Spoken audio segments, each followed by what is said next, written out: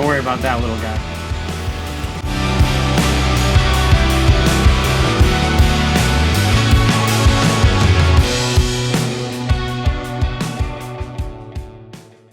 So what's going on, guys? It's been a long time since I posted a Jeep video, but ran into a Jeep that I thought was worthy of filming, and I want to talk to you guys a little bit about cost. I've been getting a lot of emails lately about cost and why it costs so much to repair these frames and if it's worth it or not. But the truth of the matter is that these Jeeps are an iconic vehicle.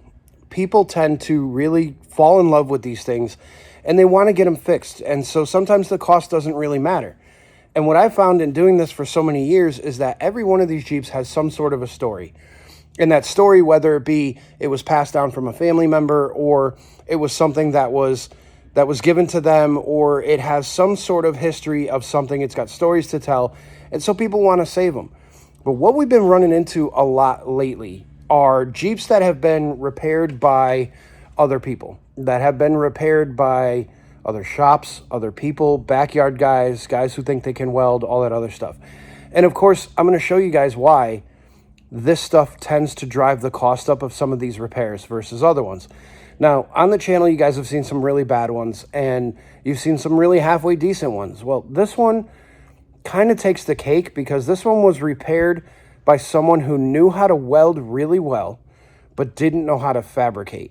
And therein lies the problem, in the fact that they actually did more damage to the frame than they did good by replacing it. So what I'm going to do is I'm going to show you guys now a portion of the driver's side of the frame that I just cut out. And then we're going to go over some of the things that were done to this Jeep. I can show you the passenger side as well as the driver's side all cut out, and we'll show you what kind of damage was caused by this being done improperly. So here's the cutout from the driver's side.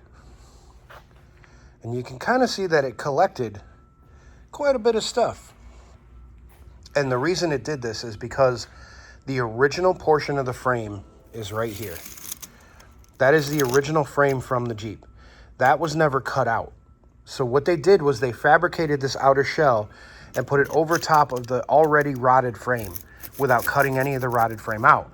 And now when you do that, there's all kinds of crazy stuff that happens, including all of what you see here. When metal rusts, it actually grows in size by like 600%. So this frame piece right here, you can kind of gauge this thickness, used to be about, I don't know, a third of that size until it rotted and then it exploded basically. And when it does that, it starts pushing on everything. When it starts pushing on everything, it traps water. That water then eventually rusts everything. Now you can see here where this hole is, that's their repair. But because they left the rotted frame underneath it, you ended up with all of this rust jacking in here. You can see how thick that all is. And ultimately, that caused the repair to rot on the other side of it.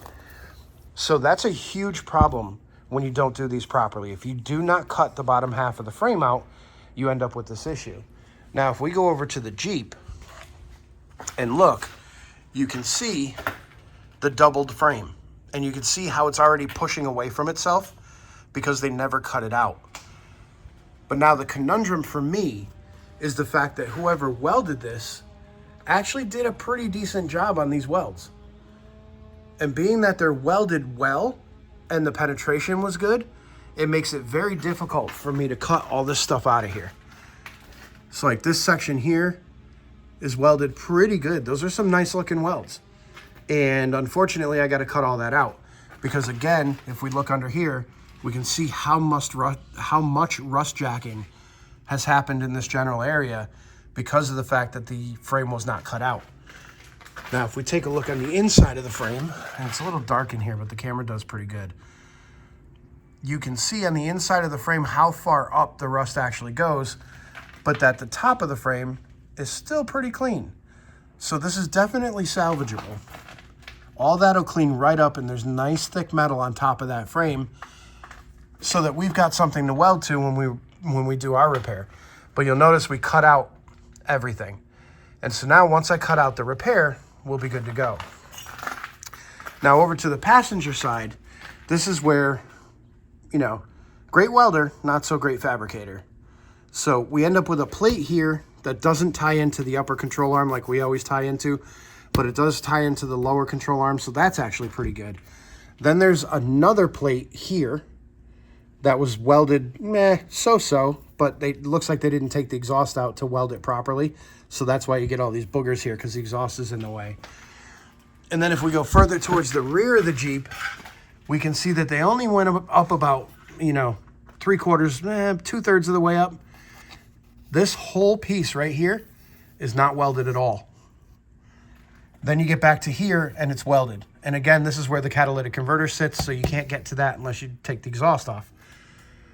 Then we go back to here and we're still doing okay. And then we tie in this lower control arm mount as well as the upper control arm mount. But then there's nothing done up here. And you can see where the weld kind of tails off. It was not fixed up until that point. Now on the outside, they went all the way up into there. Spring bucket is completely gone, so they tried to salvage that but didn't succeed. And then as we come down, we can start to see how the plates were welded in. And then they welded the side steps back on. And then same goes for this side. Same thing. And now underneath this side as well, none of the frame was cut out. And because none of the frame was cut out, it started really rotting everything underneath it. So it actually ended up being way worse than it should have been and takes way longer.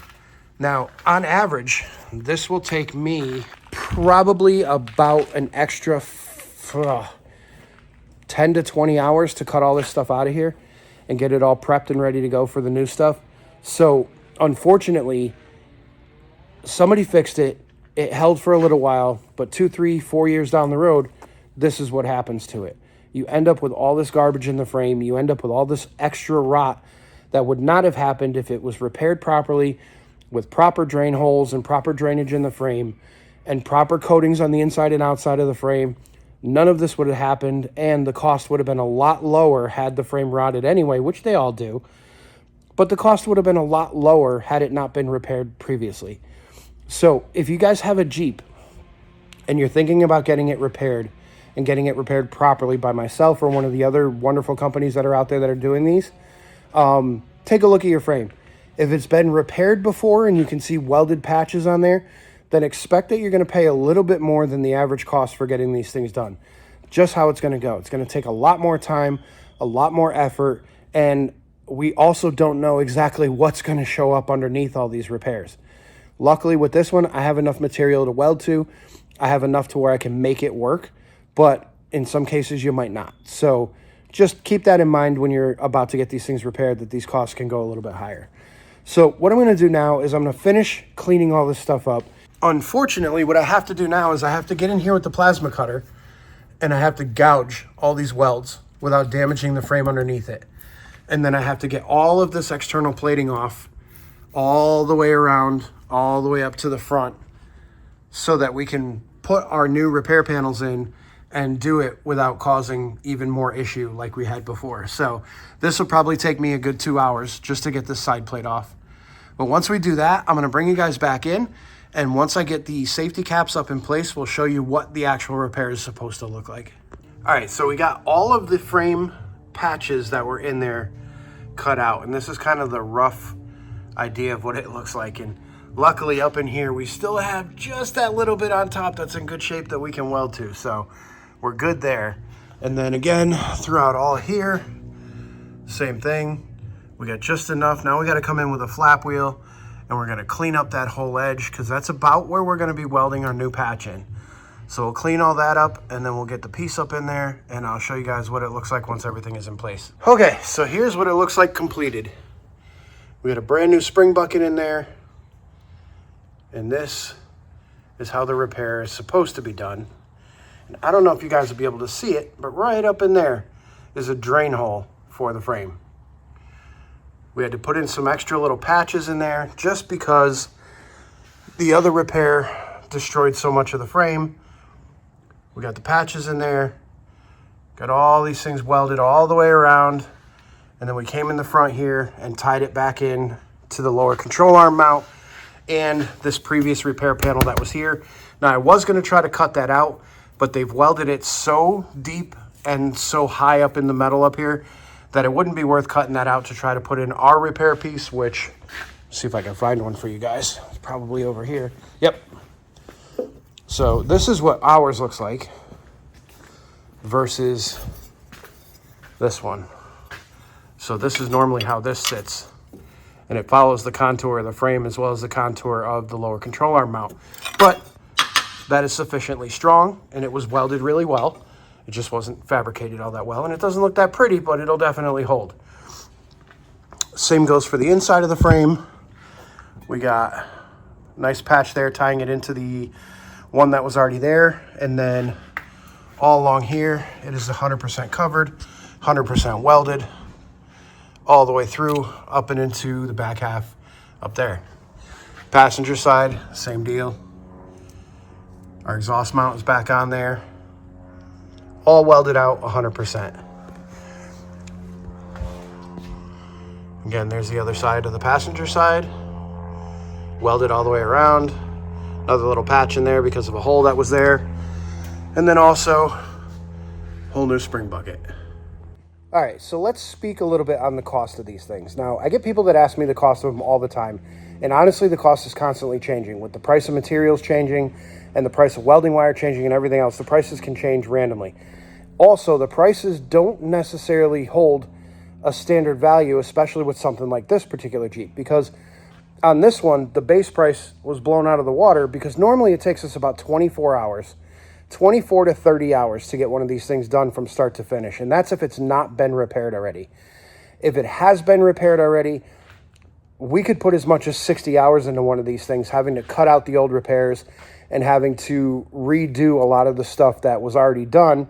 So it's almost like double the work. Instead of just cutting out the frame, putting a new piece in, welding it in, we got to spend hours upon hours upon hours actually going through the frame, cutting everything out, cutting all the welds out, gouging it all. And when they weld it really good like this one, it takes forever. I would probably say that I'm a good 15 hours into just cutting and preparing the frame to accept the safety caps. And that's due to the previous repair. So a job like this is going to have a lot more hours tied to it than a normal job that came in that wasn't repaired before.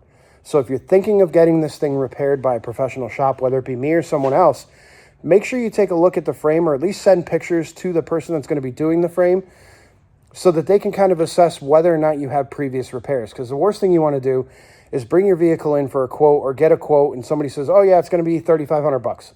And then they do the job, you pick it up, and it's $7,000 because there was all kinds of crap going on. So just make sure. If the frame has been repaired before, expect higher cost.